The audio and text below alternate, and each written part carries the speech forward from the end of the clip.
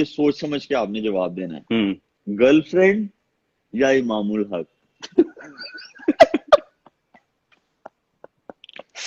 ओए ओए, दोस्त दोस्त ही है मामूला। हाँ यार, वेरी गुड। अस्सलाम वालेकुम दोस्तों, बाबर आजम और इमामुल हक की दोस्ती से आप बखूबी वाकिफ़ होंगे और आपने वीडियो भी देख ली होगी कि बाबर आजम ने इमामुल हक के बारे में क्या कहा है।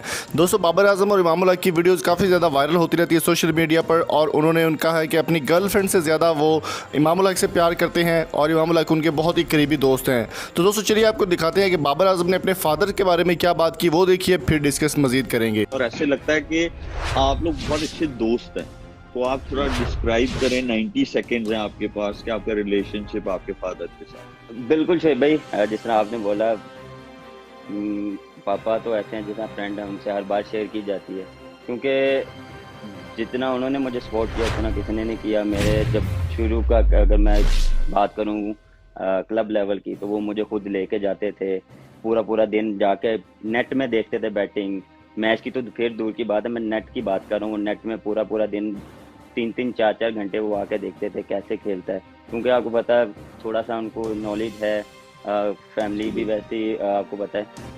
दोस्तों, इमामुल हक और बाबर आजम की दोस्ती के चर्चे तो यूं ही चलते रहते हैं। यूट्यूब पर, फेसबुक पर, ट्विटर पर और इंस्टाग्राम पर इनका काफ़ी ज़्यादा ट्रेंड भी चलता है।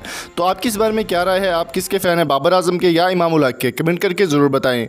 उम्मीद है आपको ये छोटी सी वीडियो पसंद आई होगी। अगर आपको हमारी वीडियो पसंद आई हो तो चैनल को सब्सक्राइब करके साथ बेल आइकन को ज़रूर प्रेस कर दें। सब्सक्राइब करने की कोई चार्जेस नहीं है। इस वीडियो को लाइक करना मत भूलिएगा। मिलेंगे आपसे नेक्स्ट वीडियो में, तब तक अपना और अपने प्यारे को बहुत सारा ख्याल रखिएगा, दुआ में याद रखिएगा। Thank you so much for coming and thank you so much for subscribe. Thank you so much. अल्लाह हाफिज़।